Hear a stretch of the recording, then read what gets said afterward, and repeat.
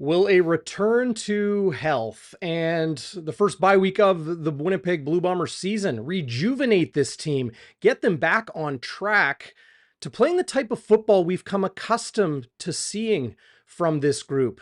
First place in the West Division on the line, and maybe more importantly, a chance for redemption, a huge opportunity for the Blue Bombers against the team that dismantled them 30-6 at IG Field just 6 weeks ago. Welcome inside Bonfire Midweek. Good to be back with everybody. Let's bring in the man, Zach Schnitzer, as we always do. How you doing, Schnitzy? Do you have a good bye week, my friend? Lots to get to now that the Bombers are back. Oh, the bye week was sweet. I mean, we finally got a break from each other, DB? Oh, you're telling me. And you talked about rejuvenating. I'll tell you what was rejuvenating was the tuna casserole I made for my family tonight. Okay. Let me just say it had crushed up potato chips as a topping. I killed it in the kitchen today, buddy. You did. Just like this show is going to kill it because we've got a special guest and Yep. we got our picks and we're going to look ahead to week 9, especially the Bombers. And the big question, I think, for fans everywhere is, who is this team? Who is this team? Is this the dominant team from 2021, 2022? Or is this a team on the back nine? Because the last Bombers Lions game made it seem like this was a team late in the back nine. So I'm just fascinated to see what happens this week, buddy. Yeah, me too. This game is the CFL game of the week. We will look ahead to week 9 across the league. We're also going to go around the league and a very entertaining week 8 as the Bombers are on the bye. As a lot of games came down to the final minutes, news breaking, really across the league. We'll get into all of that. You mentioned the Blue Bombers' health and getting some help on the defensive side of the football in that respect. And we'll have our picks for SIA.com/bonfire. But let's not wait any longer. Let's bring in the man that we put right on the thumbnail of this YouTube video. And he's going to join us live here. I'm going to set him up here. And let's see if we can bring him in. The man they call Yoshi. Oh How my you doing, God. Jermarcus? Good to have you on the program. Jermarcus Hardrick, everybody. Hey, thanks for having me, man. How are you guys doing? Doing great. Doing great. Awesome that you took the time to join us today. You're in the midst of a very busy week. Zach and we got some questions for you. We could talk a little bit of football maybe later, but definitely want to talk about your life here in Winnipeg with your family, because I seem to see you and your little crew of Hardricks and your lovely wife as well, Samantha. You guys seem to be everywhere. You loving Winnipeg right now? I'm loving Winnipeg. I've been here 8 years. My family has been we've made like Winnipeg very important to us as far as our outside the football world. My kids, all three, have went to school in Winnipeg, so Winnipeg is a very special place to our heart. We love to support the city any way we can. We go to Sea Bears games. We go to Gold Eye games. I go to Victory Speedway. I go to any indoor play park in Winnipeg. Yeah, I'm just all Winnipeg. So Winnipeg's been great to me. I try to support it as much as I can. And I'm just a regular guy here. I love just being in the community. No question about that.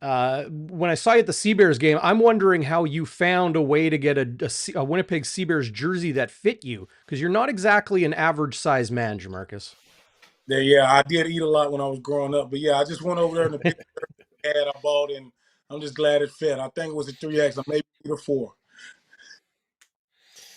So Marcus, I'm a huge fan of yours. I'm if you don't know, Darrin's the real like brains of the operation here. I'm just the pretty face. I show up and I'm the fan. And to be able to talk to you is just incredible. What's your favorite thing to do in the peg with your family? And then maybe when you're without your family, what's your favorite thing to do in the peg? My favorite thing to do with my family would definitely be the forks. You can always go down and find some great food. We always stop at the ice cream. So many different options. And as a way to support locals, we always go buy. My wife like to buy any type necklace, chains, bracelets, anything. So it's always a fun night out, fun day out. When I'm not with the family, I don't know. It's probably like I like to do when I went to family. I don't know. I'm more of a go to a rec room type guy, walk around Cabela's, go to Fort White, go to the little mountain park and walk around. I like to go out and get lost, put the phone down. So I like to go to Charles Wood Dogs Park. I like to go to St. Vidal Dog Park. Even when I don't have a dog, I like to go there and walk around. So it's like I don't know if I like the people watch or not, but I love to go to the forks and do the little boat ride when the family isn't here. And it's just, I don't know, it's my way of spending time or away from with myself, probably. Man, Nice. I just got to say this, okay? Full disclosure, I don't BS too much on this program, if at all. Yoshi, like those are the things I do in my off days. I'll like, I want to hit up Rec Room. I want to go to Fort White and see the buffalo. I want to, walk around Cabela's. My girlfriend and I love doing that. That's hilarious. That, we come from different worlds, man. You were born in a very very small town in Mississippi. You obviously made a huge mark and met your wife at the University of Nebraska at Lincoln. You still make your home there in Lincoln, Nebraska, straight south of Winnipeg. How different is Canada? How different is Winnipeg to where you spent your formative years? Winnipeg's a lot different than Mississippi, where I grew up. Mississippi, I grew up in a town of 200, maybe 300 people now. And you really only had 6 last names, maybe. And you didn't see a lot Wow. of people. So you didn't see a lot of people. Everyone knew everyone's business. So when I got to Nebraska, I thought Nebraska was the biggest city ever, and I'm meeting people from California, Florida, and Texas. Small. I'm like, it's 200,000 people here, and I'm like, I'm from a town of 200. So that was the biggest culture shock to me. But it was just a breath of fresh air. I'm from Mississippi, and things are a little behind there. And when I got to Nebraska, I just felt like a normal person, no matter my skin color or anything going on in my life, no matter where I was, like a status part of my life. And when I came to Winnipeg, and it was like even better than when I got to Nebraska, man. There's no color here. I haven't felt any discrimination here, and it's just everyone's free, everyone's a helping hand. The best way I could describe Winnipeg, I've seen multiple people's car break down, and I see 4 or 5 cars stopping to try to help it. And it's nothing bad about Nebraska or anywhere else, but I'm used to just people driving by. Occasionally, someone to stop, but that just explains Winnipeg, man. Winnipeg is that helping hand. Everyone supports everyone, and you got something for everyone here, and that's I just love. I do hit a lot of festivals here also. Well, kind of on that note, I think that kind of goes hand in hand with this Blue Bombers team. And, your 8th year in Winnipeg, your 9th year in the CFL. You've been an all-star, you've won championships with this franchise, but that culture in the locker room, maybe not the start to the season you guys had hoped for, and a chance for redemption on Thursday, like we were talking about off the top of the show with the BC Lions back in town once again for a rematch this Thursday. But how much do you, as a veteran, lift up your teammates? How much do you spend time talking to some of the younger guys that haven't ridden the waves and gone from those losing seasons when you were a new Winnipeg Blue Bomber to the championship seasons the last few years? But the great thing is we have a lot of veterans here, so you really just piggyback a lot of what someone said. You really never have to give everyone the whole book.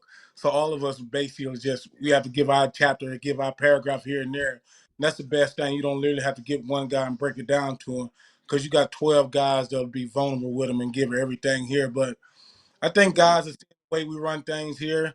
It probably hasn't got the results that we got in the last couple of years apart, as far as being dominant or undefeated at this point in the season or taking big losses at home. But I think the young guys are coming along great. Well, I say Willie, Big Hill, Zach. It's countless guys I can name, but Willie is our vocal leader. And Willie's pretty good just getting the message out that what we need to hear. And I just have to piggyback off for a lot of times off my experiences of other guys. So I just credit O'Shea, man. O'Shea sets the tone every week, every day, and just makes us like laser focus on what we got to do. And once O'Shea relays the message in the morning, been around him long enough, that's the message we keep relaying in the locker room. That's the message we relay in our group chats. And yeah, man, we're gonna keep hitting it, man. We're gonna keep hitting and hope that we hit it at the right scribe. You're taking us inside the mind of O'Shea. It's so rare to hear what he actually says in the locker room or what kind of message he gives. How does he get you guys so laser focused? Can you give us a sneak peek into what he might say or how he carries himself with the message? Yeah, I'd say O'Shea longest message probably would be 2 to 3 minutes long. He doesn't he doesn't say a lot. A lot of times he shows us making a mistake or other people making a mistake, and we learn off those. And he doesn't do a lot of rah rah, and it's very black and white with him. Not a lot of gray area. You know how he wants things done. And I call it the O'Shea way, man. That's how I want to live at home. It's just a couple like principles he lives by. And if you do those things every day, it doesn't mean you're going to be perfect. You're going to be winning. But you give yourself a chance. And I just think the way O'Shea runs things has helped me so much in my life. Like every time I call this summer, or I say this spring when we wasn't playing, we never talked football.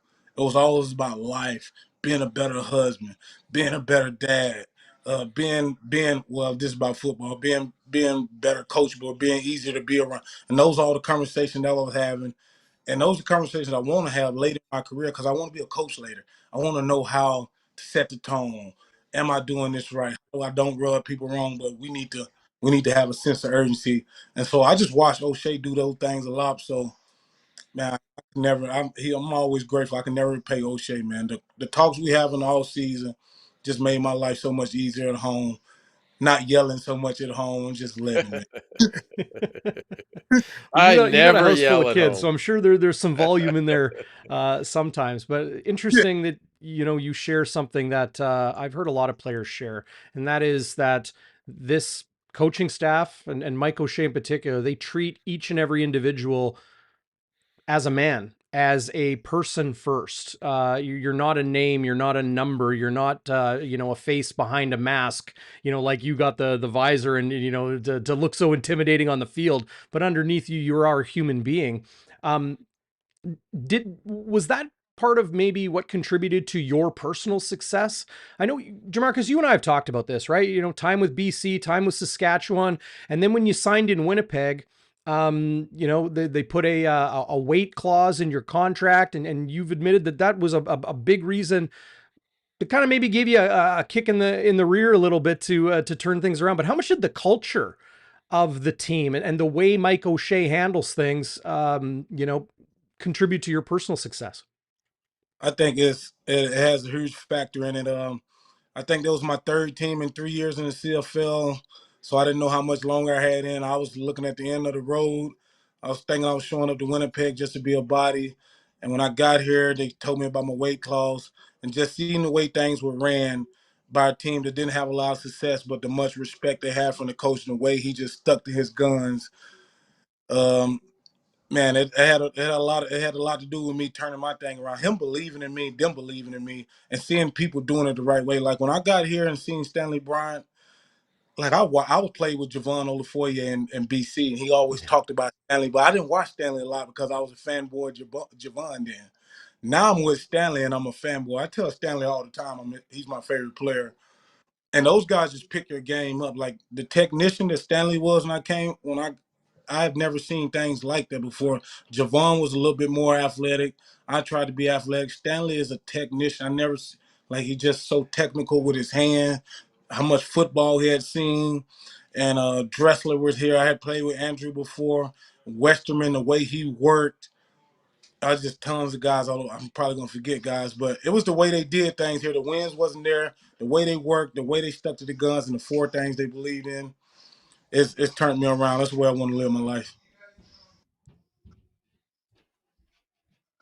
You got another one And for him, Zach? well, I do. I I got distracted by the chat because Jeff Kabilis is asking one of our stalwart fire starters, as we call them, listeners here and watchers, Yoshi. Can I call you Yoshi, or is that only special Um, people call you Yoshi? we're a family, man. We're Winnipeg. We're all together. Got me, baby. We're Winnipeg, man. He had a great question. What's the meal you prefer Zach Collaros to buy the O line? Well, I'm a family man. Whatever meal he can save the most money with, but I'm not picky. I can eat Five Guys. I can eat McDonald's. I can eat steak, or I can eat hot dogs. So I'm a legit a 300-pound guy. I just eat. You just give me You meat, just cheese, eat. bread. Yeah, I'm a meat bread guy, man, with any sauce. Well, even though you're a 300-pound guy, you can still jump up into the stands with the Hardrick hop, which is now very famous all across the CFL. I'm sure we'll see a Hardrick hop on Thursday, but can you tell us where the Hardrick hop originated? Hardrick Hop originated from. I just have a lot of fun. I have a lot of fun on the field. And the first time I did, I ran there. I just saw people hitting the stands. I didn't think nothing about it. I went and jumped in there with them. And the next day, Bob Wiley was joking on me and said, you all in the papers, you all over here trying to be famous or whatever." Then the next, I think I want to say next couple of days, my inbox was blowing up, guys. I mean, fans were like, "You got to keep doing that. You got to keep doing it." And next thing you know, the whole team was doing it. Defense catching interception, they doing it. And I think Andrew Harris probably made it more. Andrew literally was just jump in the stands to defeat Yeah. and beat. And like everyone wanted to do it. Then Willie called the interception. He runs to the stands. He actually went up the stairs, I think. And man, yeah, I just think it's a credit to the fans. Just me giving back to them. I couldn't take a lot of credit for it. And O'Shea just wants us having fun. So that's another thing. He lets our personality show. If a Yeah. coach is all uptight on me, there's no way the right tackle in a passing league that at any play you can get beat can go jump in the stands. And I just think that's the freedom O'Shea give us. Yeah, and of course we're looking, like Zach mentioned, many people looking forward to a potential Hardrick hop on Thursday at the I call it the Madhouse on Matheson, Chancellor Matheson Boulevard. That place gets pretty crazy. Jamarcus, you're a guy that is, a play with passion guy. I almost every time I see you, I tell you about how you know amazing it was to hear you speak of the game and some of the things you say in describing. I remember once you said like you just feel like going out there and biting the grass. You really live and breathe football and like have a real passion when you're playing the game. Uh, Tell me about the crowd at IG Field and when there is 30,000 plus in there really rocking the building, what that does for you as a player. Man, I wish they can get the feel that I get from the crowd, man. I'm I'm almost bubbling up right now, man, just thinking about it. But that crowd, the energy, the feel, the want to, you can feel the want to in the crowd. You can they're so into the game. They so know so they have so much knowledge of the game. They know when to cheer, what to cheer for, Mm. when to get breath, when to get loud. And since I've been here, man, it's just amazing the way Winnipeg has supported us, man, through the wins, through the losses, through the ups and downs. And these games this year has been bananas. I don't know another word to say. It's been bananas this year at the games, turning around, seeing the crowd going crazy. And yeah, I don't know. I wish I could thank them enough, man. I don't know if I can thank them enough, man. The crowd is our cheat code here. That's the Cheat best way to code. put it. The That's crowd good. is our cheat code at times when we're winning. Not like I'm trying to say I'm not trying to put too much pressure on us, but the crowd is our cheat code. Well, we've caused, what is it, 132 time count False or starts, yeah. procedure penalties, false starts.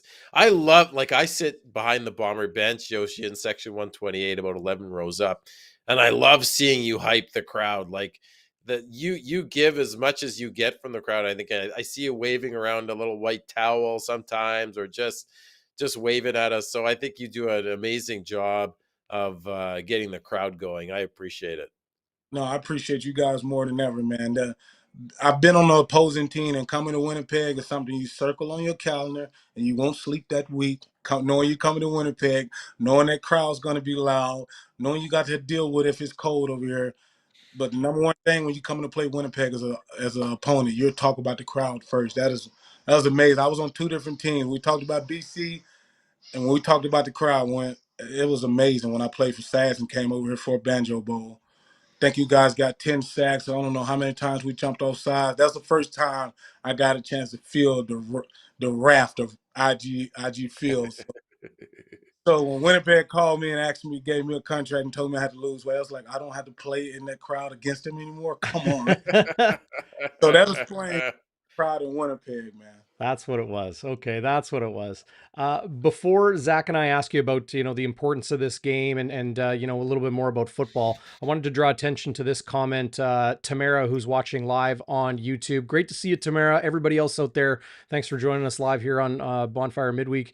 And of course, big thanks to you, Jermarcus, for your time. But Tamara points out something that I, as a native, born and bred Winnipegger, have always known about this city, and that's like it's almost like we're insecure that, we're not Vancouver, we're not Toronto, we're not Calgary, we're not these sexier cities.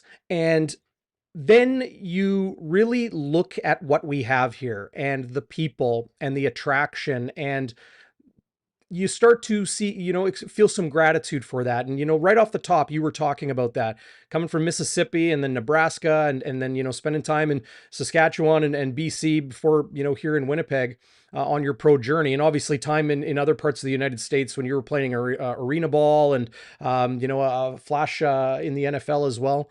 Do you see what I see? And that's almost, it's perplexing to me that people still think of Winnipeg as like, without, or a place that doesn't have something to be proud of. To me, that is asinine. This city has so much, and you're somebody that has come here and seen that yourself. What's your take on that?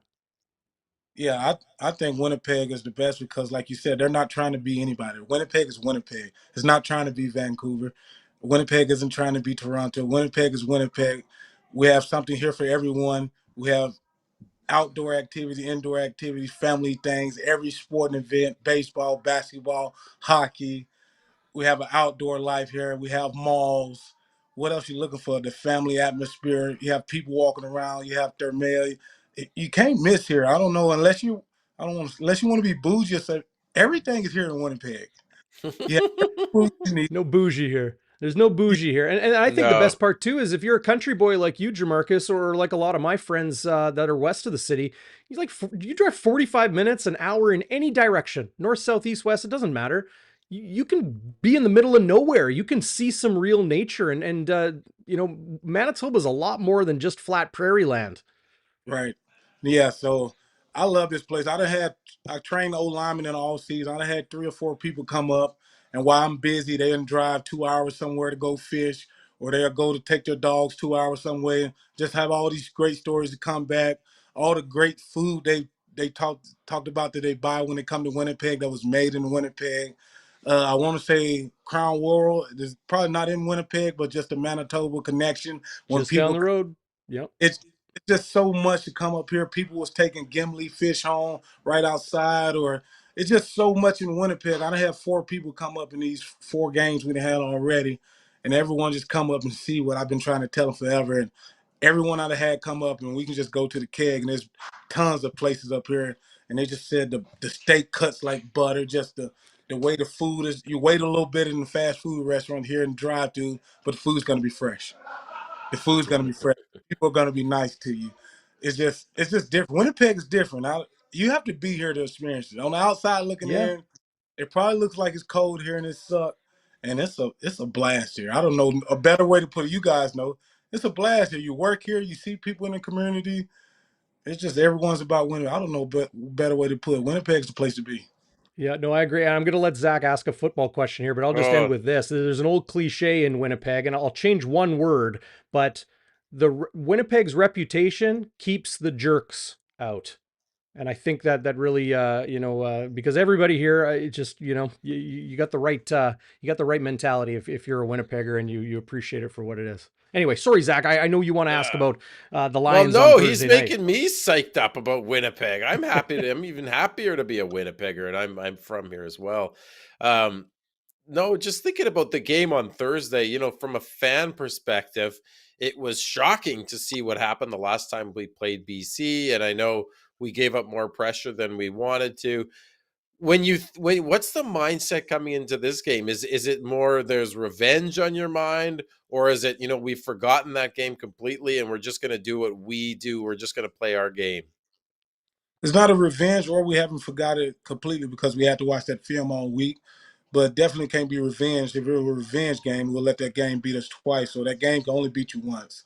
And that's the biggest message I was trying to tell people. From losing the last Grey Cup, it's easy to move on from, I wouldn't say smaller losses, but other losses. Like the Grey Cup, it was so hard to get past it.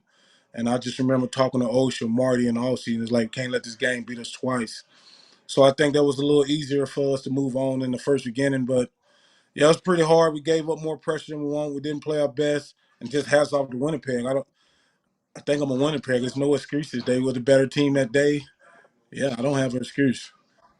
Well, and Jermarcus, I'm watching the other games across the CFL this past week, as I'm sure you and a lot of your teammates did, and I'm watching Hamilton's pass rush make it real tough on Dustin Crum. I'm watching Montreal's pass rush, do some really impressive things. I've seen opposing teams playing against this Blue Bombers do some really impressive things. You do got to give some credit to defenses in the CFL, right? We're used to the 2,000-yard receivers. Maybe Kenny Lawler. I don't know if he'll get it this year. I know he wants to, like you mentioned the other day, but you do got to give some credit to the other side of the football.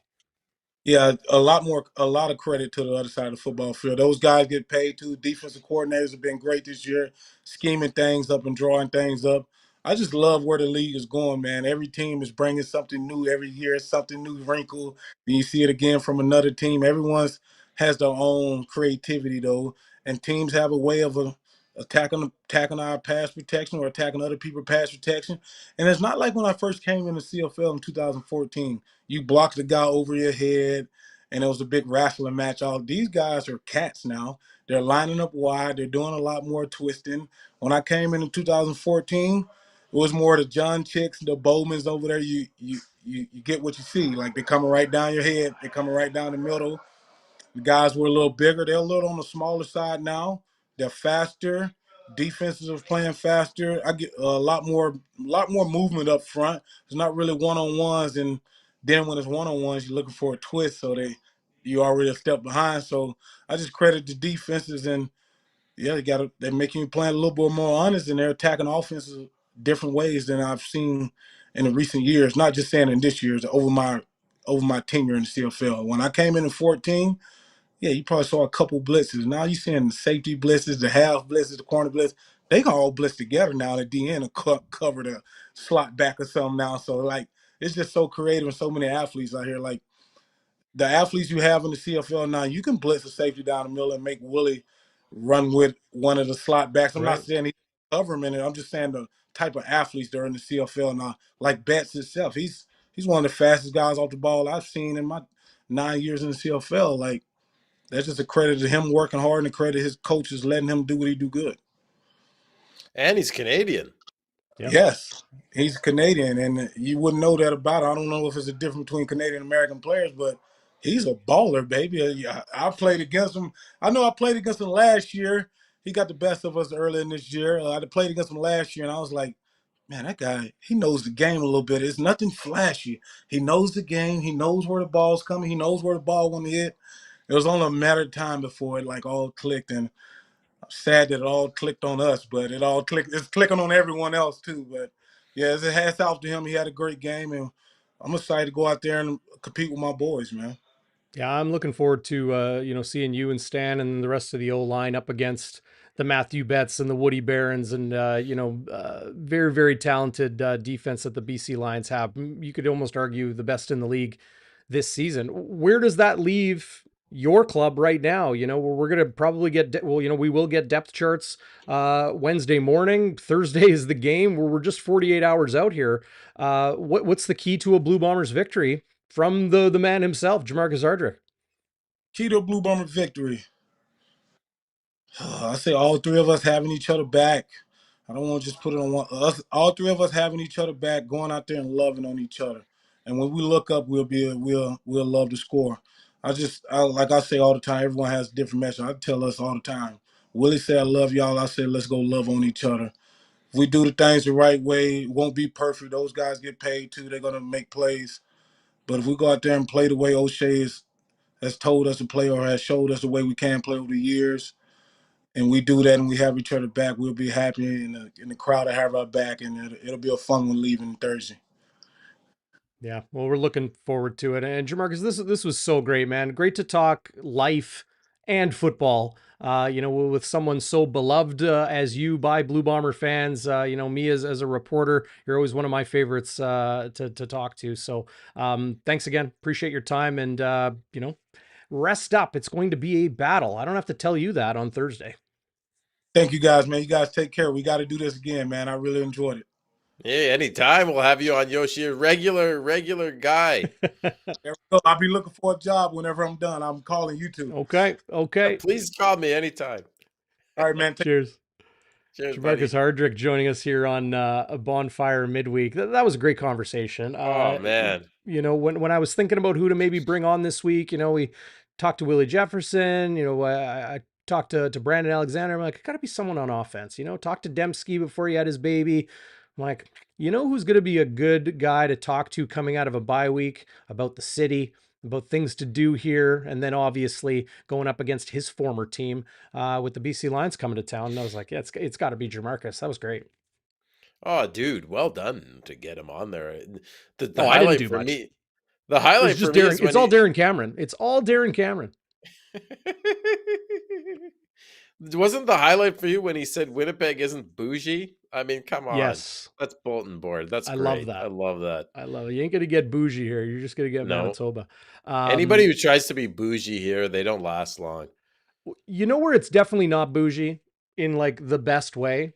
Yeah. It's where I like to hang out when I got some downtime. That's Shannon's Irish Pub. They have got game day specials every single Bombers game, home and away. Jets games too, 21 beers on tap. Awesome food. Their pub favorites, your pub favorites, like wings and fries and burgers and the rest. Awesome. But then they've also got some really nice culinary choices that are done right by the chef and man himself, Gerard. Go see our good friends at Shannon's Irish Pub, 175 Carlton Street. It's underneath the streets. Eclectic atmosphere, Winnipeg's hidden gem. Just a quick Hardrick hop down the block from True North Square. Big thanks to Shannon's, and you can check them out, shannonsirishpub.ca. Well, shall we go around the league, Zach? Let's go around. It was a pretty wild week in the Canadian Football League, and I know I often say that. But the reality is, we saw a little bit of everything in Hamilton, in Ottawa. We saw Saskatchewan and Toronto at the Touchdown Atlantic in Halifax. We saw the Elks get shut out for a second straight game against the BC Lions. We saw the Montreal Alouettes,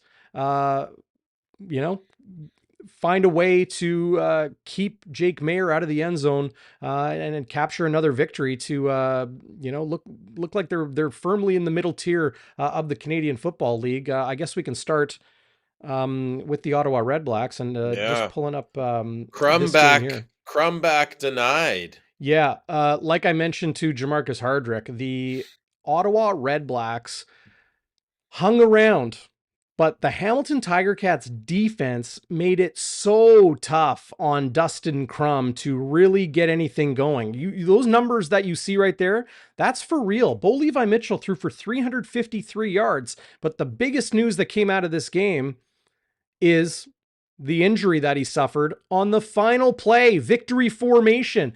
Bo Levi Mitchell breaks his leg when he did not have yardage to gain. Just an absolutely quirky situation in his first game back after injuring his hip or lower leg or upper leg area earlier in the season. He's just got no luck with the Ticats. Well, and the thing that, and I think I know I'm not alone in this, DB. What shocked me and appalled me about that was it didn't even look like victory formation. It looked like he was running a QB sneak.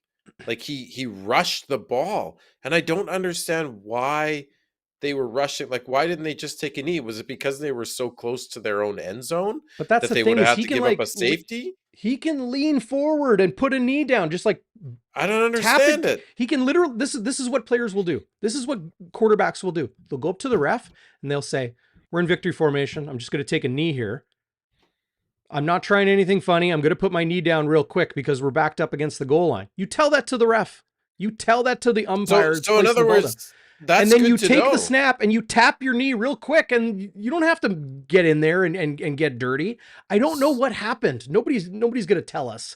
We're probably not going to hear the real story or learn of the real story unless a book's written or Bo's on the panel years from now on TSN or whatever. But that was Well, unavoidable.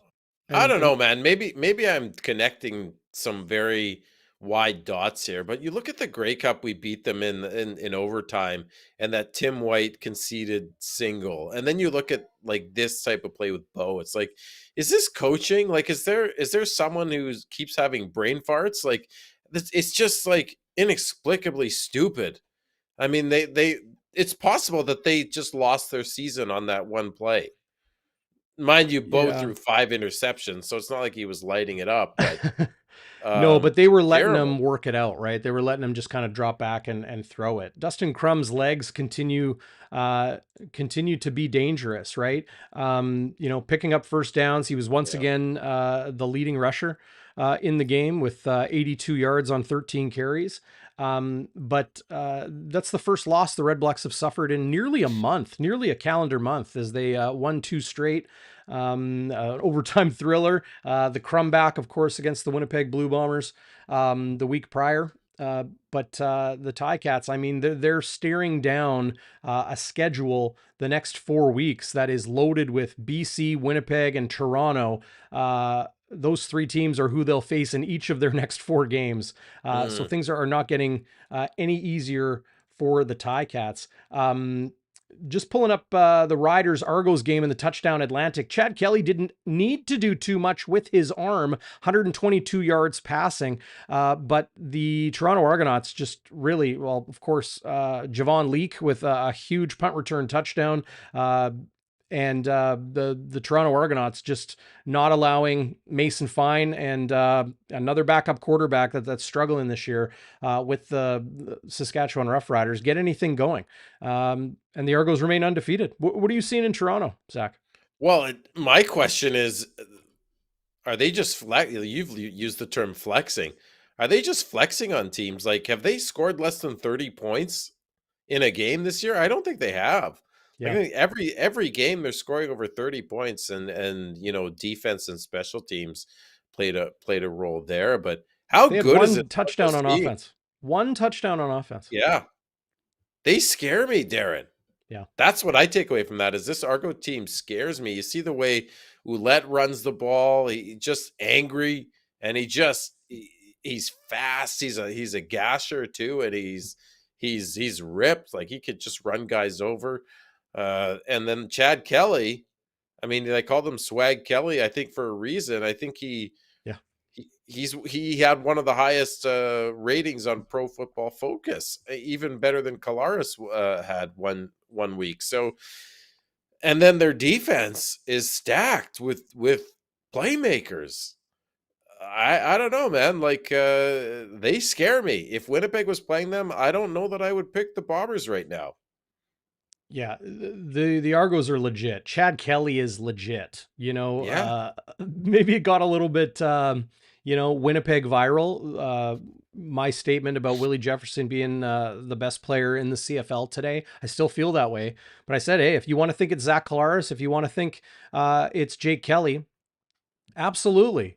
I get that because quarterbacks are going to get the love. However, I digress. First one of the day, first one of the month. Oh yeah, that is the first one of the month. First one of July, I think, too, if we go back in time a little bit. But the reality is Chad Kelly has what it takes to be the MOP in the CFL. And if he can do what a lot of people doubted, myself included, and that is take a team that won a Grey Cup championship, that he was the, late game insertion because of an injured starting quarterback in McLeod Bethel Thompson, and he can run the table. I'm not saying they're going to go undefeated, but like run through the season unscathed, capture first place, win the East final, and then, just down the highway, capture another Grey Cup in Hamilton.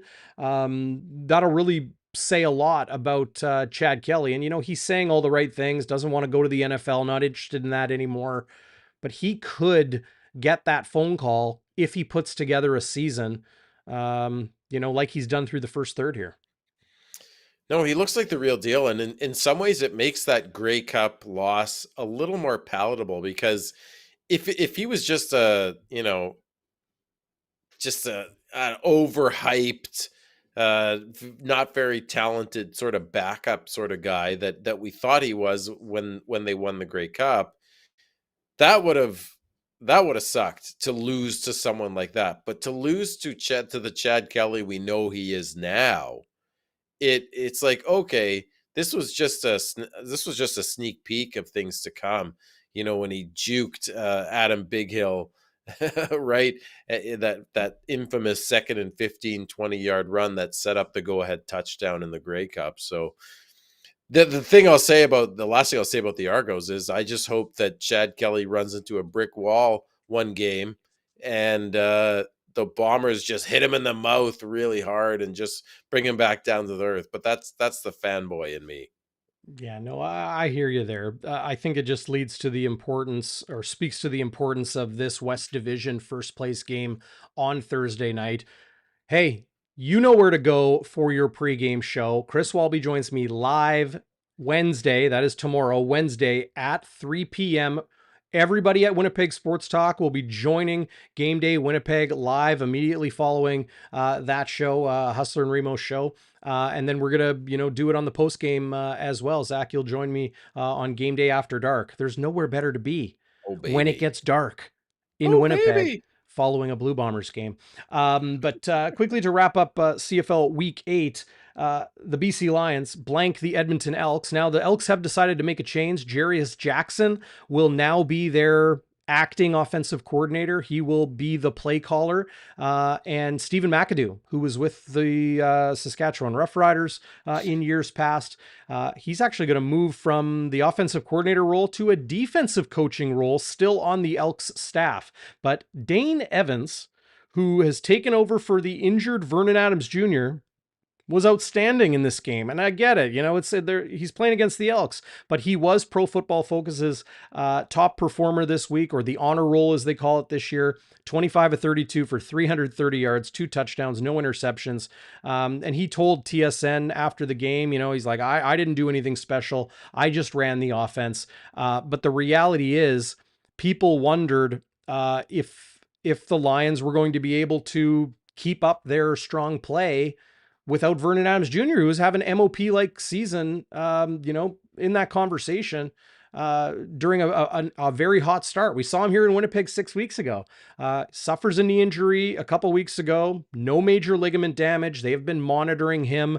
BC Lions head coach Rick Campbell stating that maybe it's a bit of an operation of it being a short week for the Lions. But Vernon Adams Jr. will not be the starter on Thursday in Winnipeg. It will be Dane Evans once again. But as far as Winnipeg is concerned, I don't know if it's the quarterback they got to worry about. I think it's that Lions defense. They are real good. They are really good. But just one thing on the Elks. I feel like, by the way, McAdoo, I didn't realize he went to the defense. All I read was it was an advisory role. He was I assumed it was the offense, but the defense, that's interesting. Doing a little Duron Carter switcheroo there, but I hope not. yeah, right. But is he kind of the fall guy for this? Like, I kind of feel like Chris Jones. I mean, they're not going to do anything to Chris Jones right now. Well, we got to remember, Chris Jones has his hands full with GM duties, head coaching duties, defensive coordinator duties. That's what I mean. All of this conversation about Chris Jones is sticking with Taylor Cornelius.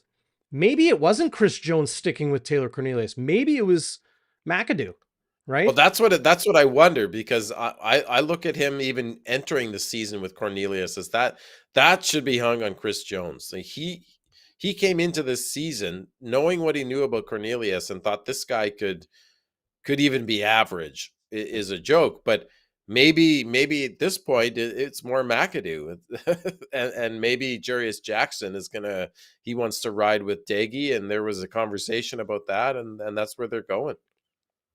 Yeah.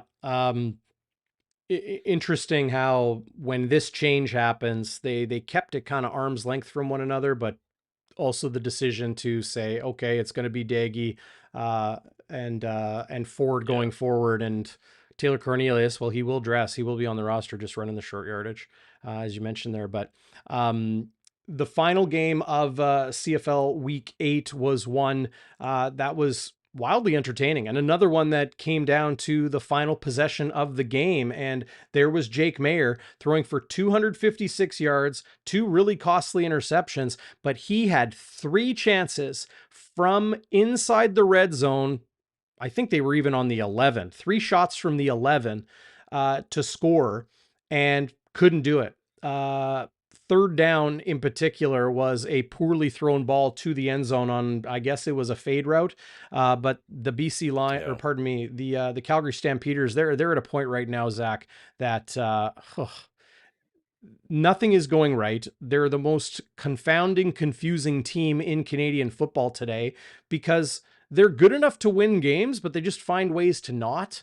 And they're just kind of, we talk about the mushy middle of the tiers amongst teams in the CFL. They're the textbook definition of the mushy middle in 2023. Yeah, seriously. They're they're like a horse with no horseshoes, A they're horse with getting no name. a horse with no name even. Yeah. A Quick Six, that's the name. The Quick Oh, the Sixes didn't run too much. That was a field goal fest. yeah. That game, mind you, wasn't even in Calgary. I don't know. Does Quick Six, the horse, travel with the team? I don't think No, so. no, I don't think No, so. No, never. maybe to the Grey Cup, Maybe maybe the to the Grey Grey Cup, Cup. but that ain't gonna be. He ain't going to Hamilton this year. I can almost tell you that certainly. I want to correct myself, Zach, because I stated Please do. earlier that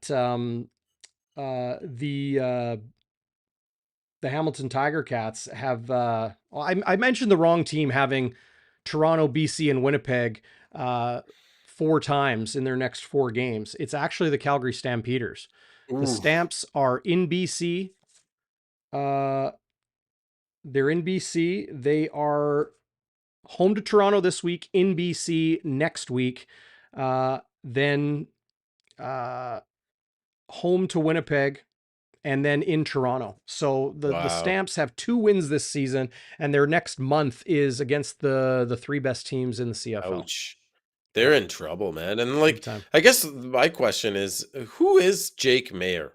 Like, is he a good quarterback? Is he trying to figure things out? Is it sort of a sophomore slump where is he holding the club too tight? That the guy just you know, he basically took over from Bo. He made Bo Levi Mitchell expendable. You'd think that they trusted him, that they saw a lot of upside, but he struggled. I and Yeah. I the big play that sticks out to me is in that overtime game in Saskatchewan where he or no, sorry, it was in Calgary where he threw that terrible pick to lose the game in overtime. Yeah, he seems to be struggling. Yeah. I really wonder if my microphone is picking that up. I've got a peregrine falcon nest like on the roof right outside of this wall behind me. And I Really? can hear him chirping or her chirping, but the peregrine falcons, beautiful birds, but that's kind of what I wake up to every day is this chirping and I don't know, wallowing sound, I guess, as they're nesting with their young ones. I'm So if you're glad wondering, someone I'm glad someone else is chirping you, Darren. well, it's about time. Nobody, everyone's afraid to chirp me because they Oh know what yeah. happened. Because they know what Yeah. happens. You They know know you what gotta happens. get chirped back. Uh, You always have to have the last word.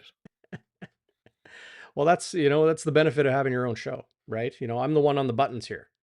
This is your You do have show to. as much as it's mine, but I'm the one on the buttons. No, you push the buttons, buddy. You push the I'm a, buttons. I'm a button pusher, all right. Yeah. So that leaves us with the Winnipeg Blue Bombers and how they're looking going into their first game following the bye week, their first of 3 byes this season. And we know Right. how important this game is. This is the second of 3 meetings between the Bombers and the Lions this season, the second and final here in Winnipeg.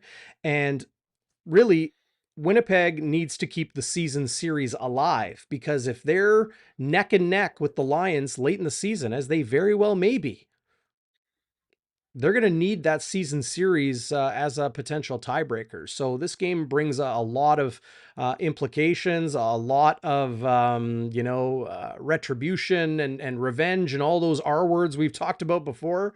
But in the end, I don't know, Zach, is the offense, a lot of people were talking about the offensive line and issues with that. I'm a little bit more concerned about the defense and how they have been playing as a unit as of late. And I think, getting Winston Rose back is great, but the addition of Kyrie Wilson is an absolutely huge one, as we're expecting those two to be on the roster when it comes out Wednesday morning. Yeah, the one that really made me smile was Kyrie Wilson, because there was one stat that jumped out when you sent me the stats. This now I'm no Chris Walby. I don't memorize the thousands of data points and then just bring them up um, casually in the conversation like he does on game day. But one stat that jumped out to me was quite surprising, is that on defense, Winnipeg gives up the most rushing yards per carry at 5.9 in the entire league. And, I think it's very heartening to have a guy like Kyrie Wilson come back into the fold, a guy who is really good against the run um, and will help Adam Bighill there. So, not that BC runs the ball more than other teams necessarily, but they have some good running backs in Taekwon Mizell and Sean Shivers. Um, and if Kyrie can help us shut down the run, then you're making Dane Evans have to throw the ball. You're making the team one dimensional. And so I was happy on the injury front. Of course, happy to see Winston Rose back there too. Yeah. Who was I think in one of Eddie Tate's articles, one of Oops. the receivers was talking about him. Kenny Lawler was talking about going up against Winston Rose in practice. Was it Kenny? It was one of the receivers anyway, saying like it's good to have him out there because you realize how steady a player he is. He doesn't bite on double moves, and he's just a steadying force in that secondary. Yeah, I think, talking to Winston Rose this week, and here's your injury report for the Blue Bombers in week 9, and I'll spin past the BC Lions as well. As you mentioned, their tailback, Sean Shivers, or Shivers. I'm not even sure how he pronounces it, but no relation, I believe, to Jason Shivers, the defensive coordinator of the Right. Saskatchewan Roughriders. I know he pronounces it Shivers, but Yeah. Shivers, their tailback, along with Taquan Mizell with the BC Lions. Those will be two important players to keep an eye on in Winnipeg Thursday night for the Lions. But get like Winston Rose talked about Mike O'Shea communicating to the team the importance of playing for your brothers and playing for your teammates. And I asked Mike O'Shea a couple different ways at practice on day one about, what that means. It's a cliche. And, Mike O'Shea says cliches are cliche because they're true. So what does it mean to play for your teammate? What does it mean to play for your brother? And O'Shea talked about the physicality that football has and sacrifice. So, I'm not saying the coach explicitly said that that's not what the Winnipeg Blue Bombers are doing. But when the players start mentioning that as, the thing they need to do coming out of the bye week, I'm thinking maybe on defense, getting more of that will be helpful. And when you add a veteran like Winston Rose, a guy that has been in the trenches, figuratively, a guy that has, been there, done that, won championships, and is one of those emotional leaders. When it comes to the back end of the Blue Bombers defense, they always say Brandon Alexander is the strict parent and Winston Rose is the fun parent. In that, they're the big brothers of the crew. They're the ones that are, keeping the young guys on their P's and Q's and making sure everything is how they need it to be. But getting Winston Rose back on the field after a stint on the 6-game injured list to start the season, I think is going to maybe help the mental focus of the Blue Bombers from snap to snap on the field. That's the mental part. Kyrie Wilson has missed over 12 months of football. And to see him back following that Achilles injury, I think it was week 2 last season where he got hurt. Getting him back when the Bombers need it the most at weak side linebacker, because Malik Clements is on the 6-game injured list. That's a huge re-addition to Winnipeg's defense. I don't think anybody, if that's one thing we should not Mhm. overlook is Kyrie Wilson coming back is a huge addition to the Winnipeg defense. Well, and the way he sniffs out screen passes, he's just got a special talent for it, Darren. I've never seen anything like it in a defender, and he can just shed blocks and just take guys down.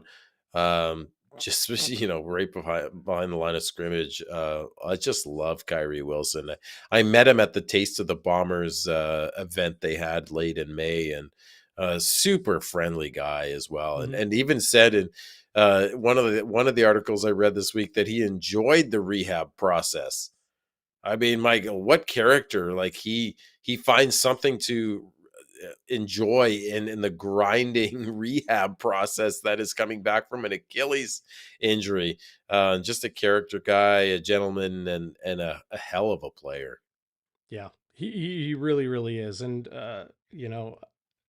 I think back to when he was a practice roster guy, 3, 4 years ago, whatever it was with the Bombers, and him and Timothy Flanders were close friends. And, Flanders, uh, kind of coaching him up with the media, right? Like, don't worry, you can talk to these guys. They're good. Because when you're new to a country and new to a league and a team, and some strange guy with a TSN microphone comes up to you and wants to talk to you, it can, it's a new thing. It's a little intimidating. But I remember Timothy Flanders, the former Blue Bombers running back, helping his friend Kyrie Wilson out. And now Wilson just comfortable in his own skin.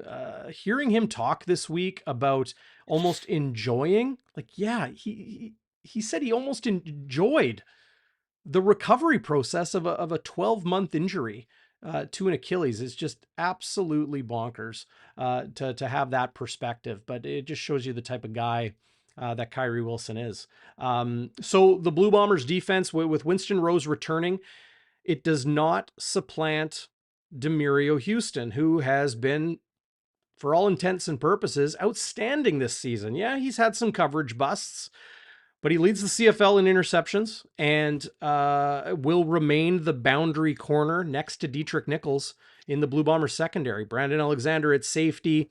I don't see Jamal Parker, although he's been getting some work at halfback in place of Evan Holm. I think that's just to get him familiar with defensive reps again, as he came back from the injured list last game. But I imagine he will be handling returns again, Jamal Parker, and Evan Holm is going to be right there. So Winston Rose will be next to Evan Holm at the field side cornerback spot.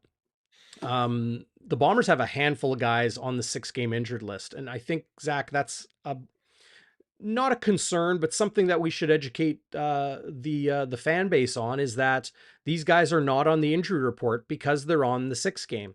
And I don't think we're going to see Teodric Hansen anytime soon. Has started a second stint on the 6-game injured list. Jared Beeksma, a linebacker that joined the team mid-season, looked to suffer a pretty significant injury during practice this week. Hope the best for him. But there's a whole group of guys that I don't know if Winnipeg is going to get back sooner rather than later. So the roster as it stands today, I think, is really what they're going to be working with for at least the next month of the season. They got Yeah, they got and seven games here before their next bye in late September. who do you see, like, because Janarian Grant is going to be out for a bit. He's on the Mhm. 6th game. Who do you see as their returner? Is it going to be Jamal Parker's still returning Yeah, kicks, you think? yeah, I do. Okay. Yeah. Um, you know, it was his first game last game.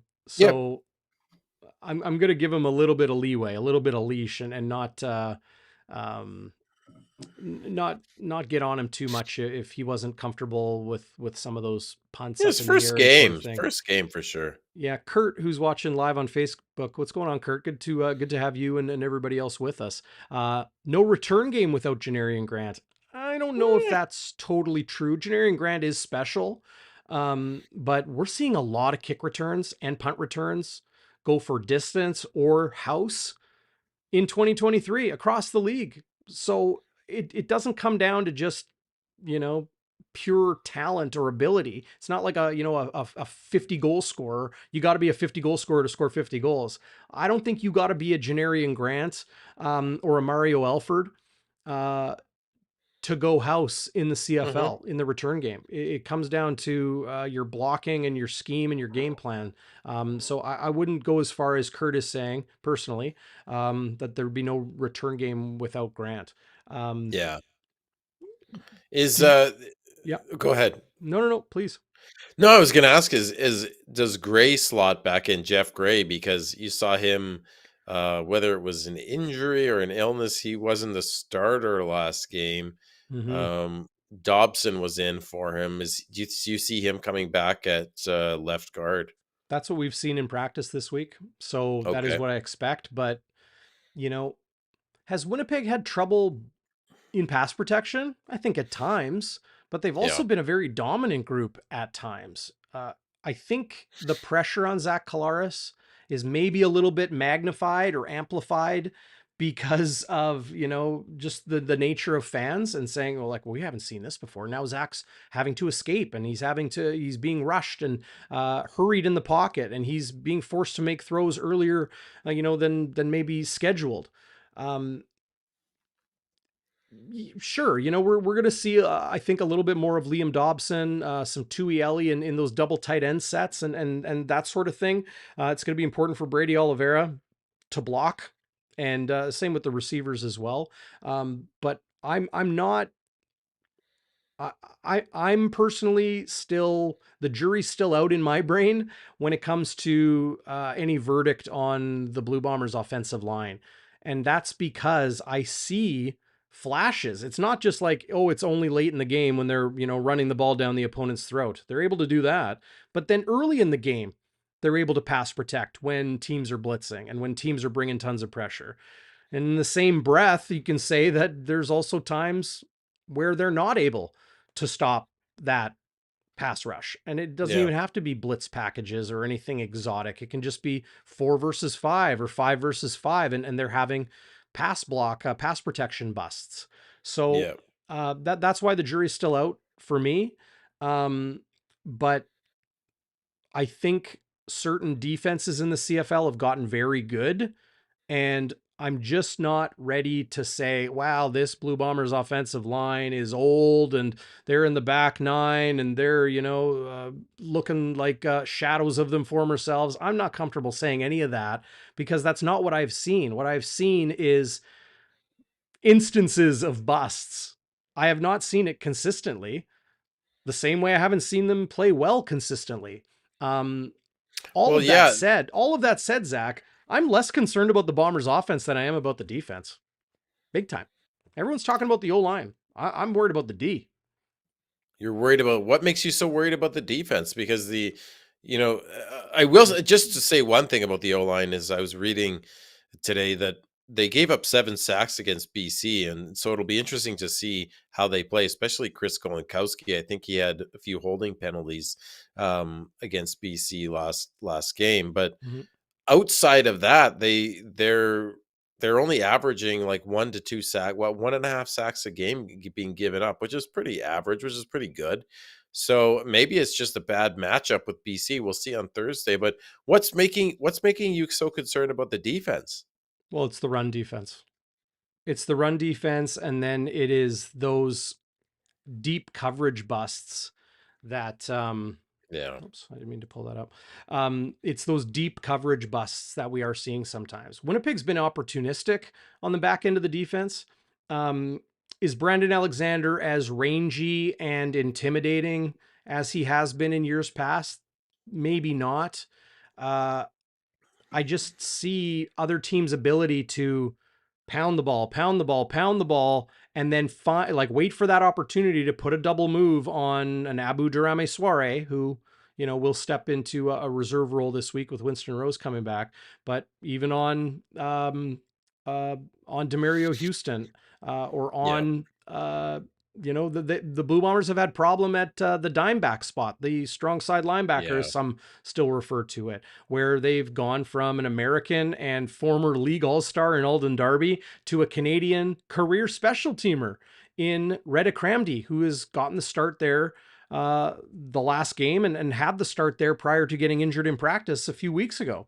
So I don't think Winnipeg is playing their best football on the defensive side, and that might be the kind way to put it. Yeah. Yeah, no, that you make a good argument. Like, They're worst yeah, in the league against the run. They're number 9. well, in yards, was it overall against the run, or was it just our average yards gained Yards per carry, carry? right? Yeah, I mean, That's yeah, all that no, that, matters. If a team runs it 10 times or 110 times, yeah, you know. yeah, for sure. No, Yeah. that number really jumped out at me because it didn't. It's not what my eyes told me just watching, because it didn't seem like teams were really, except for Calgary, when in that first half, that home game where Dedrick Mills went off for like 70 yards. It didn't Yeah. seem like teams were being able to run the ball down our throats that much. I But normally have such a terrible memory, but those numbers stick out for me. It was 7 carries for 76 yards and a yeah, touchdown in the first quarter, but then it went away. And yeah, was that again, some strange Calgary play calling or, ineffectiveness of Jake Mayer? I don't know, but it dried up real quick. yeah, it did, and yeah, it's just are I'd have to look back at the stats, but I'd be curious to see where Winnipeg ranks in number of rushes against per game, because maybe teams are not running very much, but when they do, they get big chunks. I don't know.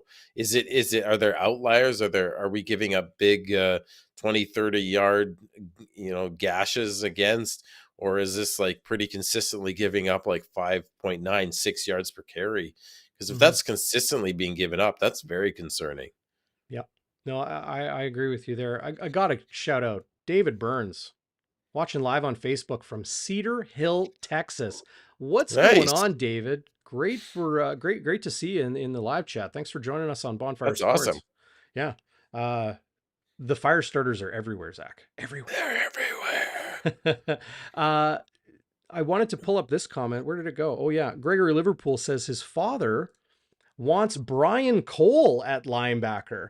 I will remind Gregory and his father that we saw a little bit of Brian Cole 2 weeks ago. And you know what happened? There were reports that Brian Cole was making mental errors and had the coaching staff screaming in his ear. So Brian Cole's been doing some awesome things on special teams. The guy has been in the CFL for a few years now. He knows what he's doing. But in that game, he didn't know what he was doing. I wonder, or I suspect, I should say. So, I think getting Kyrie Wilson back is nick of timing. And you sure hope that a 12-month injury is definitely in the rear view for him. Yeah. Well, is that right, eh? He was getting yelled at by the coaching staff, eh? Yeah, like a few plays in a row. Oh boy. Yeah. So, hey, I mean, that happens. Even the best make mistakes. So Yeah. these aren't things where you're gonna be like, okay, this guy was getting yelled at, so he's no good and he's making errors. He can't. This is football. This is how it Yeah. works. But you don't It usually happens on every single play. Somebody is doing something that they shouldn't. And, it's nothing unique. It's normal. Yeah. Yeah, I know, but you don't. I sit behind the bench. I don't usually see coaches yelling at guys. Like, that's not very Bomber like. So I imagine he really messed Well, up he might have just been badly. out of position, right? And they're yelling at Maybe. him, not like yelling at him in punitive way, like, What the hell is wrong with you, boy? it's get to the hash or get to your spot or whatever code word for the coverage, right? Maybe he just Yeah. had, some mental hiccups. That can be the case. That happens. Hey, you see quarterbacks do it at the line of scrimmage all the time. They'll tell the guy lining up at tight end or the running back, be like, you're on the wrong side. We're in rabbit protection. We're not in hair protection, right? Rabbit and hare. Yeah, yeah. Good code words. Well, hey, you know, have you ever heard Buck Pierce's code words? Every year he's got a new kind of itinerary, or a new dose of different language. It's really cool to listen to. Well, Yeah. actually, you mentioned Buck Pierce, and Eddie Tate did a great job with Yeah. some inside the game articles. If you haven't checked those out, go to the bluebombers.com and check those out. The making of a playbook, and there was another one. It was the making of, they were both with Buck Pierce, making of a playbook, and then just like, I think calling a game was the other one or something. Mhm. Good stuff. Yeah.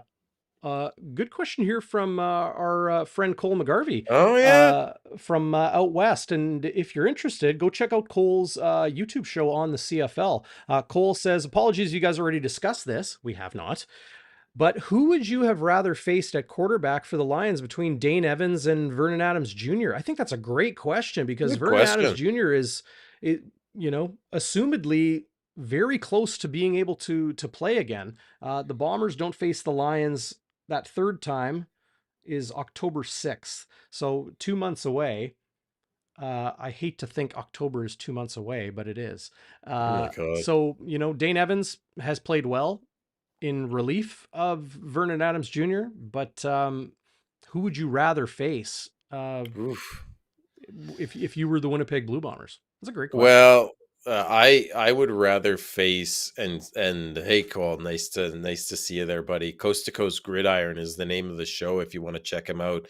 They also come out on a podcast with his buddy Noah, who has said he's going to be cheering for the Lions this week, even though he's from Winnipeg. So I was, no, Isn't buddy. he wears the Bombers jersey on I their show? know. I know. Anyway, who would I rather face? I'd rather face, if I want to win, I'd rather face Dane Evans. Not that we can't beat VA, but I just feel like the Bombers have had their way with Dane Evans the past couple of times. Just Mhm. what Kurt is saying here. I think about the 2021 Grey Cup where he was like 3 of 7 for 14 yards and a pick before he got hurt. And then last year with Hamilton, again, like, well, he had that one game where he absolutely killed us. He threw like 5 touchdowns and 370 yards or something. But the other game, we Willie got the pick six on him. It seems like Mm. the Jeffs make him very uncomfortable, as they do a lot of quarterbacks, DB. But I feel like VA is the offense was designed for him, and he laid a licking on us on June 22nd. So I think I'd rather face Dane Evans. Yeah, you ask the Blue Bombers, they'll say, we don't worry about it. They're Oh, of game course, planning of for Dane course. Evans versus Vernon Adams Jr. Like everything, like things change, but they're not going to say we are approaching the game differently because there's a different quarterback there. It could be Joe Montana in his prime, or Tom Brady, or Peyton Manning, or Doug Flutie, or Warren Moon, or Ron Lancaster back there. It wouldn't matter as far as what they would communicate publicly about that. But believe it, they are game planning for a Dane Evans led offense, not a Vernon Adams Jr. led offense. And it's just those little nuances that can make a big difference. But that kind of brings us to, Thursday is when it all gets going, and we'll have pregame coverage as we always do. Game Day Winnipeg with myself and the legend Chris Walby. Thursday, the game is, so we'll do it the day before as we always do. Wednesday, live at 3:00, right here on this YouTube channel, and on podcast afterwards, or maybe you're watching on Facebook or Twitter. But that is game one of a pretty intriguing week 9 in the CFL. And well, let's get to our picks for SIA.com/bonfire. And Zach, you got 2 games on this list, slate of games that you really like. Yeah, and I'm betting 3 whole units on both of them. I'm going heavy on the Bombers at Oh, my what's computer. happening? Oh, my computer's going weird. There we go. I'm betting 3 units each. One on the Bombers at -5.5. I think they cover. I think they win. I think they're going to rattle Dane Evans early, and when he gets rattled early, I see one of the Firestarters comment saying this too. When he gets rattled early, um, he has problems, and like that's kind of an oxymoron. But anyway, you know what I mean. Well, If he he is gets like when you get into his kitchen, the yeah. confidence leaks out. Yeah, Yeah, yeah, like a dripping tap on your sink, right? Like there you go. I think if the Jeffs get to him early, I think we can have a good game against the Lions. And to beat a good team twice at home, I just don't see it happening. I think we'll be very prepared. We're coming off a bye. BC's on a short week. I think we'll have our way with them, beat them by a touchdown. Toronto, I just see as a juggernaut, Darren. Even though they're on the road, favored by 8, which is highly unusual, I still think they cover. I think what you said, Calgary is really in that mushy middle. We're not really sure what they are, but Hmm. we've seen what Toronto is, and I think they can easily cover the 8. Yeah, and you know what? I've seen worse money lines on 8-point favorites than 126. That's for sure. So I mean, hey, if you're confident, if you're confident, I think well, look at this. It's Ooh, asking me to sign up because, hey, if you do go to sia.com/bonfire and sign up through there, you will get a 100% bonus. But just remember to bet responsibly. It is for fun and you want to keep it that way. The Montreal Alouettes, 2.5-point road favorites in Hamilton. On Saturday night. This game is intriguing for a lot of reasons. We got to remember the Ticats are probably going to have to go back once again deep into their quarterback stable with Bo Levi Mitchell injured, and they say not for the season. I don't know if that's for Grey Cup ticket sales or what, but the Ticats definitely down looking up right now. Montreal has been playing very, very good football on both sides. Cody Fajardo and an offense that is really finding its stride with balanced offensive attack. I like Montreal to cover 2.5. And then Ottawa coming off their first loss in a calendar month. Of course, it was a 2-game winning streak, but I'm stretching out those off weeks, right? They are a 1-point road favorite in Saskatchewan, and to me, I think this is an absolute home run. I think Ottawa is going to go into Saskatchewan and really expose the Riders for, well, I think for what they are, and that is a flawed football team. They have been an absolute nightmare trying to do anything since Trevor Harris got hurt. Mason yeah. Fine, many think in Saskatchewan, people I've been talking to, or you read Twitter or you listen to the radio, they're all saying it. This is a last chance for Mason Mm, Fine before they move on to Jake Dolegala. really? Yeah. So, I mean, maybe not. We have to remember that the general manager and the head coach of the Saskatchewan Roughriders are in the final years of their respective contracts. So, I mean, the Riders are in do or die mode right now because it is BC and Winnipeg's West Division. Calgary is floating there. Saskatchewan can be a third place team if they can find a way to play complementary football and buoy themselves, if you will, enough to get by with a Mason Fine or a Jake Dolegala at quarterback. They've got talent on defense for sure, and they've got talent in the run game. And I think if you just play a smart offensive conservative game plan, like say the Ottawa Redblacks have been doing with Dustin Crum, I'm not saying they need an 80-yard rusher like Dustin Crum has been in a lot of games this year, but I But think they Saskatchewan they have an opportunity to be a playoff team despite a lot of things going wrong for them. So, Well, they have a good defense. They have a good D yeah, line. They have a good yeah, running back. I mean, they're not a total tire fire like the Elks, but it would be super funny to see an Eastern crossover team, though, for the first time ever. I could mean, if happen. Calgary continues to sink, right, and Saskatchewan sinks, um, can you imagine? Let's say Hamilton crossing over or Ottawa cross. That I would love that. I Yeah. would just love it. I gotta say Tao Zen thinking like me, Mhm. smash that like button. Don't hesitate. Just go hit it right now. And if it says sign up for YouTube, just get a Gmail address. It's 2023. Hashtag Hotmail sucks. What do you have against Hotmail, Oh buddy? man, I've been just crushing on Hotmail lately. You Hey, really have. yeah, or not crushing on it. The opposite, hating on it. Fair, yes, yeah, you're hating Yeah. on it, right? And This Jeff this thing Cabilla's though. with the comment of the day, and just referring to one of those great things that Jermarcus Hardrick shared with us is that the Blue Yeah, Bombers faithful, the Madhouse on Matheson, the home crowd at IG Field, is their cheat code.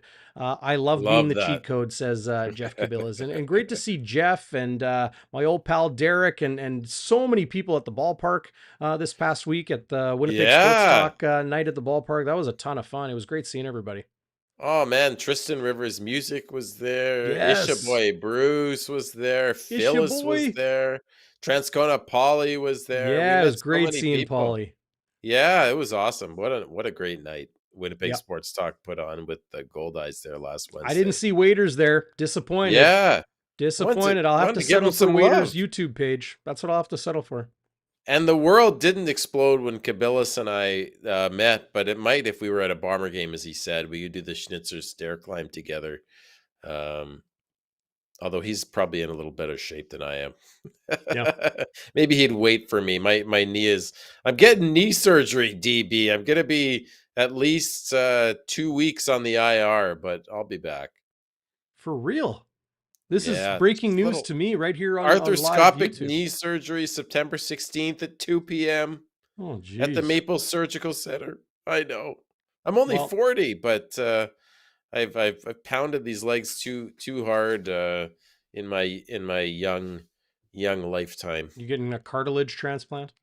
Yeah, something like that from Yeah. a pig or something. Well, I'll be very clean. it's better than other things you can, get transplanted in your body from a pig. Be glad it's your knee and not something more critical to life. Um, Indeed. I'll give you that, but hope the best for you there, buddy. I've got Oh, I'll be a good. appointment with uh, uh, my surgeon. Why am I blanking on the word?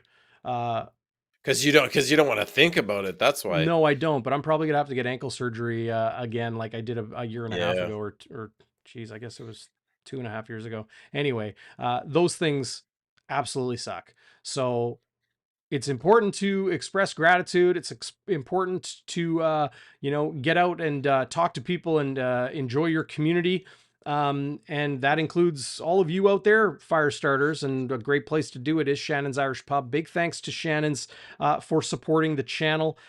They are great supporters of us. We appreciate you supporting them so we can keep bringing you this stuff here on Bonfire Midweek and beyond.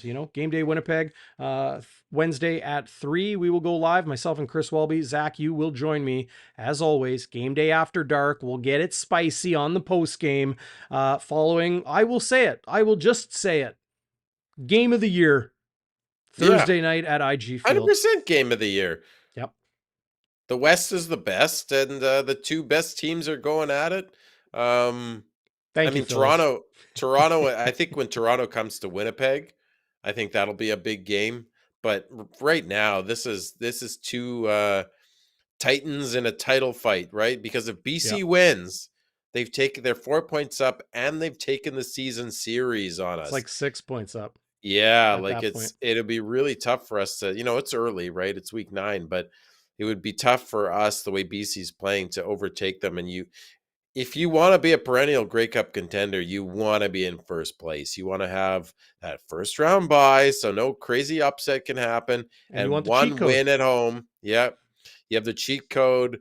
One win and you're in, and I think that's just what you need. I've heard Kyle Walters talk about that a lot when early on in his tenure that really the goal is to get first in the West.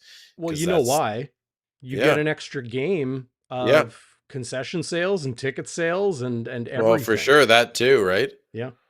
Yeah, no, people, don't worry about my knee. Bacon on the knee. Is that kosher? Oh God, that's good. If I get a pig cartilage transplant, that's great. That's a Yeah. great comment to Oh, I Arlen. didn't even. Yeah, right. That's gold. Nice. See, The you're our cheat Firestarters. code. The Firestarters are our cheat code, Darrin. Yeah, man. Or the Pyros, as Transcona Polly likes to Ooh. put it. But big Or as thanks he would to say, the Pyros the in yeah, everything in right. cap lock. I can't say it like he does. No, nobody can. That's Tico Napoli, Yeah. one and only. But big thanks to Jermarcus Hardrick. Big thanks to everybody out there in the live chat, watching afterwards on YouTube or Facebook or Twitter or wherever you are. If you are listening on podcast, jump into your podcast reviews section. Leave a comment. Leave some reviews. We read them all, but we'd appreciate that a lot. And if you're watching on YouTube right now, just hit that like button. Real easy to do. Bang, bang. It's done. And Thursday, it's going to be a heck of a football game. Big thanks to you, Zach. Thank Good to you. be back on the, what did I call it earlier this week? The interweb waves. Yeah, that was an interesting smorgasbord of words there. Oh, Interweb waves. smorgasbord. And what Yeah. do we say? We don't say, I was going to say follow me on Twitter at Zach Schnitzer 48, but it's not Twitter anymore. It's X. Ugh, It's I'm going to the call app it Twitter formerly till the known day as I die. Twitter. I'm The going to app call it formerly Twitter. known as Twitter. X Twitter. Yeah. I Well, a saw lot of someone on people the are chat Xing call it out X Twitter. Twit. Yeah. I like that, but I'm going to call it Twitter too. It's so Well, freaking stupid. just remember, for everybody out there, if you want to find out everywhere Bonfire Sports is, it's very simple because we're on all of your favorite social media channels. We're on all of your podcast apps. We're everywhere you are. You go to bonfiresports.ca and you'll find everything there. And if you don't, go into your app wherever you live digitally and look for Bonfire Sports Winnipeg. You will find it. And tell your friends because Thursday night, everyone's going to be talking about the Bombers and the BC Lions. And we're going to have wraparound coverage, Game Day Winnipeg and Game Day After Dark right here on Bonfire Sports. Zach, this is my favorite part of saying goodbye. Sweet sorrow, as they say, and that's for me to leave it to you. Is that where I say sayonara, everybody? Is that what you're looking for? That's what I'm looking for, man. You were riding me hard earlier saying I said it too early one show. Like, geez. Well, that's why I was teeing you up right here. Yeah, you teed me up and sayonara, everybody. It's now become one of my, I don't know, my MOs just to say that, and it's just a thing, I guess, eh? Well, it tells me when I push the button for the outro video. Okay. Should I say it a third time then? You should just say it. Okay, sayonara, everybody.